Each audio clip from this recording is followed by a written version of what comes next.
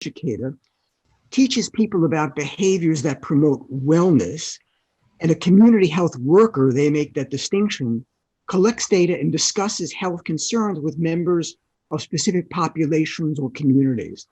So the distinction is health educator focuses on the individual, attempts to promote the health of the individual, while community health workers focus more on specific populations and communities.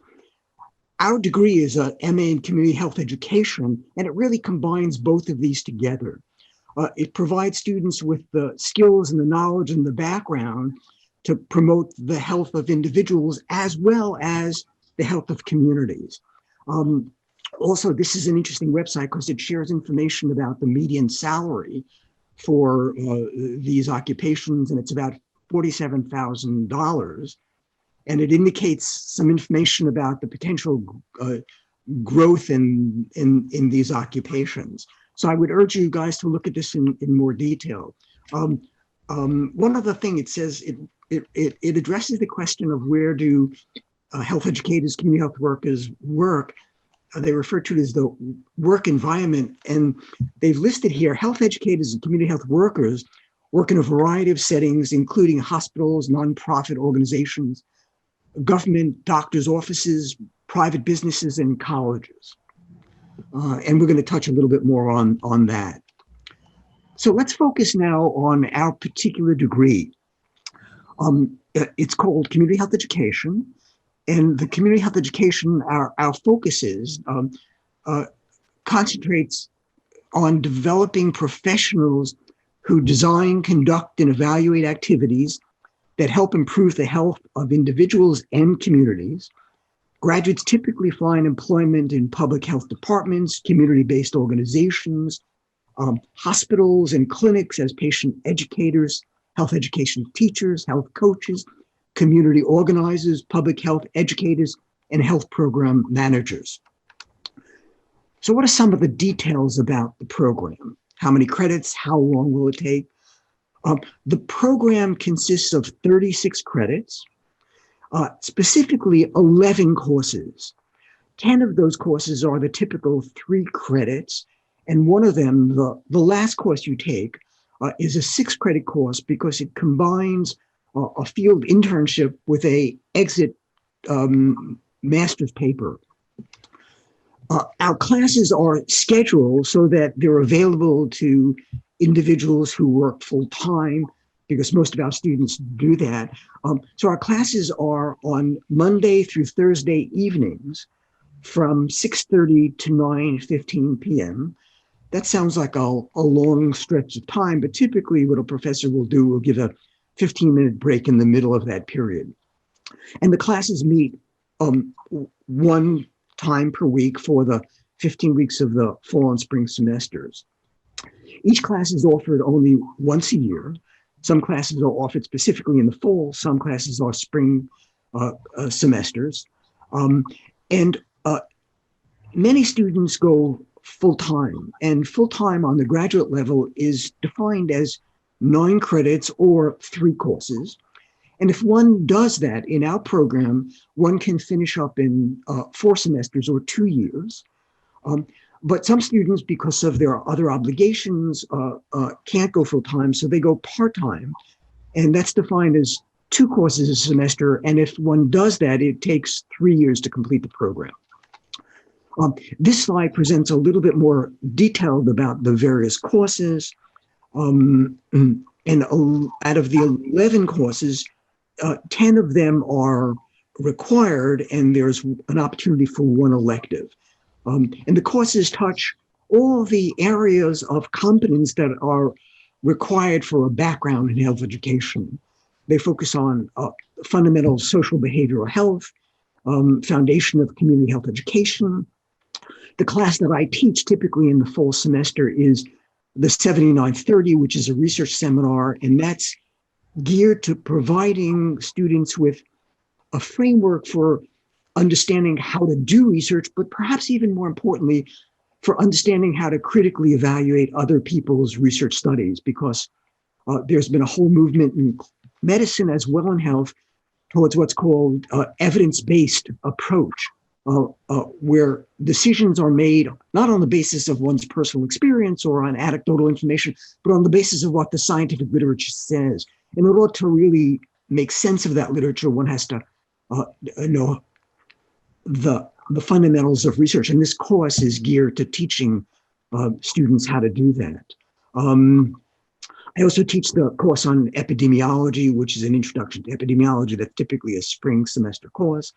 And that's, needless to say, an incredibly relevant and important class in these times of the pandemic. This is a slide that really recapitulates the prior slide's information, but lays it out in terms of a time schedule. And it divides it into full-time students and part-time students. So you'll see on top, it's the full-time students, and it indicates the 3 courses that one takes the first semester of the first year, the second semester of that first year, then the third and the fourth semesters. And you see that you can actually graduate within 2 years, and indeed a number of our students do that. And below that is the schedule for part-time students, students who are taking 2 courses a semester because of other kinds of commitment, and one can complete that program within 3 years. I think Michelle's going to talk about this in greater detail, but I've listed here, and I can share this PowerPoint presentation with you guys, a web address that will take you to information about how to apply to the graduate program. I checked this morning, Michelle, but please correct me if I'm got any of this wrong. The current application fee is $75. The application we waived for students who are veterans. If you're a veteran student, it's waived. But other than that, the application fee is $75. Excellent. And some information that needs to be part of your application would be, of course, an official transcript from all institutions you attended prior to this. The required GPA for admissions is 3.0. Statement of purpose, 2 letters of recommendation, resume. In addition, one of the prerequisites for admission is either 18 health-related credits or 1 year of relevant experience. And I need to tell you that I define health-related credits rather broadly. A course in statistics would be a very relevant health-related course. Courses in psychology would be relevant to a community health degree. So just a word about graduate school is that we make the expectation that it's going to be more challenging than undergraduate school because it's really preparing people for the profession. So if you haven't been in school for a while, then you might want to consider starting taking not a full load, but maybe a part-time load just to get your feet wet, and then you can jump back into it full-time when you're feeling ready to do that. So that's my brief presentation. Michelle, do you want to add anything about the admission process at this point? You did great for the admission slide. The only thing that I will add is that the essay students tend to ask, what should I write about? Usually we tell students that the essay should be on your background, why you're interested in the program, and your future professional goals. So your background, why you're interested in the program, and your future professional goals.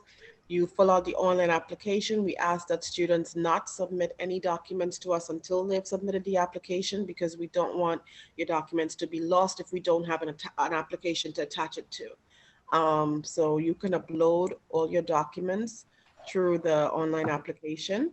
You can enter the names and email addresses of your recommenders. We will then send them a link and they can upload your letter of recommendation.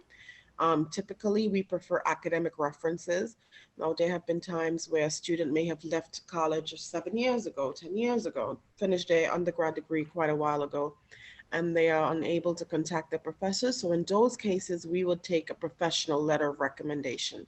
But usually our preference is an academic reference letter because you're applying to an academic program. So during the application process, you can upload your essay, you can upload an unofficial transcript, but know that if you are admitted, you are going to be blocked from registering until we receive the official transcript. So we can review in the meantime with an unofficial transcript, but we would need an official transcript if you are admitted before we allow you to register. But pretty much, Professor gave all the information as far as the admission side of it. In the chat, I sent you my email address because usually after the event is when, oh, I forgot to ask this, I forgot to ask that. But you can email me any questions that you have. If it's not something that I can answer, I can then escalate it to Professor. He's great with getting back to students, I can assure you that. So you won't have any problems there. So we're gonna have a Q&A session. So if you want to unmute yourself and you have any questions in particular, feel free. We're here to help. We're here to answer them for you. Any questions, Michelle?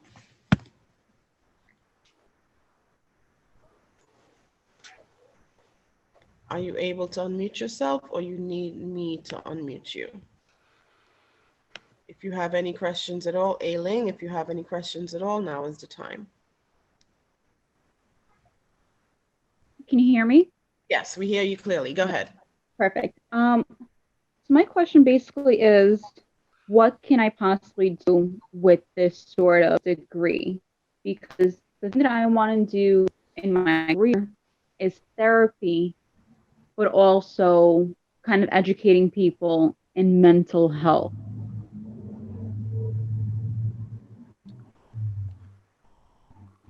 Are you? Could you talk a little bit more about therapy and mental health?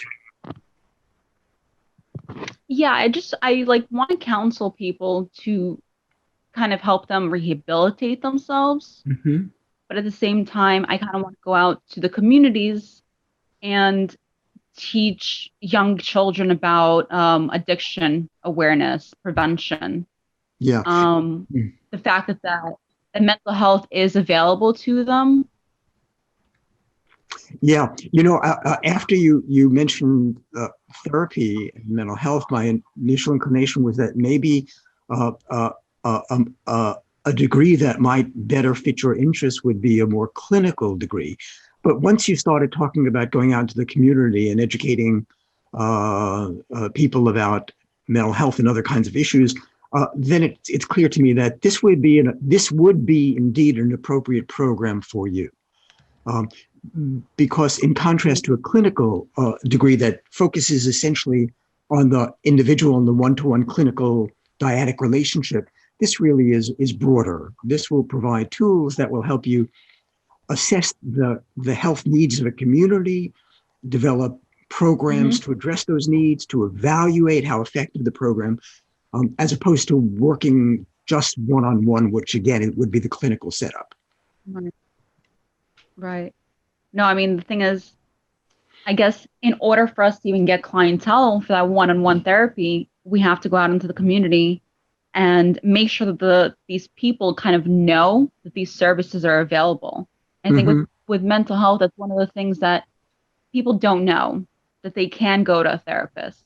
Yeah. Which is why I was a little skeptical about this program, because I understand that community health, as far as I understand it, it's more related to like general practitioners and like physiological issues.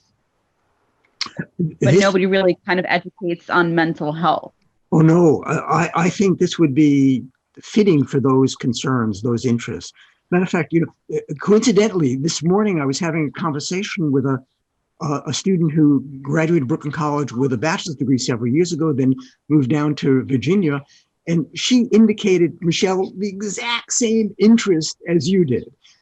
She's interested in mental health issues from a community orientation perspective. And now your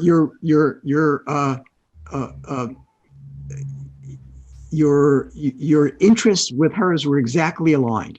I think this would be an appropriate program. Needless to say, mental health issues are incredibly important, and increasingly so in this unbelievably stressful time.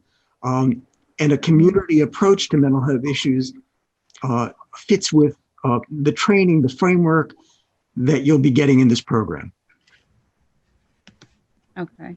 I just want to add one of the things. there is within the field of epidemiology, I don't know whether you know how much you know about epidemiology, but there's a subfield called psychiatric epidemiology, and it looks to see the to identify the social and environmental causes of mental health issues. So that would be something that you might like to within the program look at and concentrate on further. Okay. Yeah. So I think the answer is that I think this would be a meaningful way for you to proceed. Okay, good. Thank you. You're welcome. My pleasure. Aileen, any questions? Anything I could address? Aileen, if you have a question, you would have to unmute yourself. If you have any questions for us at this time. I'm wondering if, oh, she said no question. Oh, no okay. question. Great. I think you covered everything in your PowerPoint presentation. Terrific. Michelle, Aileen, if you have any questions come to mind later, please don't hesitate to shoot me an email. It would be my pleasure to respond. Maybe she's at work because I noticed there's no video either. So maybe, she's not able to talk to us right now. But I think we pretty much covered everything in the PowerPoint, and I gave them my email address if they have any additional questions. And as you know, if it's something I can handle, I can always escalate it to you. But I think we covered everything. Wonderful. So we want to thank everyone for their time. I want to thank you, Professor, for your time as well. Thank you. My pleasure. And for answering the questions. And if you can please in the chat, just give me your first name and last name and email address. I just want to make sure that my attendance sheet is updated so that we can follow up with you guys and send you any emails that we may need to. So not always the name on the Zoom as it appears is the same name that you registered for the event. So if you can give me your first and last name and email address in the chat, I would appreciate it so that we can update our attendance record and send you any follow-up emails at this time. Okay, thank you, Michelle. Could you put the first and last name? I know it's Michelle B, but if you can just put the last name for me. Okay, thank you, Aileen. I see yours. Okay, great. Thank you so much, guys. So we'll definitely send the RSVP list to the professor, and we will also follow up with you guys with the name and email address. Thank you so much for your time, Professor. Thank you. Be well, everybody. Yes. Anything else you want to add, or that's it? No. Okay, great. Have a good evening. Have a good weekend, everyone. Thank you so much. Thanks for coming, everybody. Thank you.